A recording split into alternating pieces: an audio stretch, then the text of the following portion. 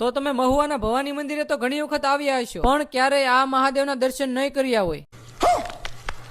તો હર હર મહાદેવ મિત્રો, આજે છે શ્રાવણ માસનો પહેલો સોમવાર, એટલે હું અને મારા લાલા કાકા જાય છે અમારા કુંડલ રીસા ગામમાં આવેલા સિદ્ધનાથ મહાદેવના દર્શન કરવા. મહાદેવ આવેલા છે દરિયા કિનારે અને જવાનો રસ્તો પણ છે બહુ ખતરનાક છે. તો દરિયા ભર્યા છે એટલે આપણે જવું પડશે થોડુંક હાલીને. પછી આપણે પૂગી ગયા સિદ્ધનાથ મહાદેવના શિવલિંગે. તો પહેલા તો આપણે બધા કરી લઈએ મહાદેવના દર્શન.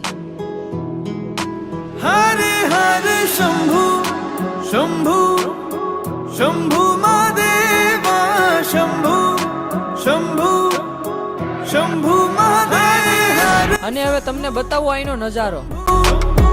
શંભુ મહાદેવા શંભુ શંભુ શંભુ મહાદેવ.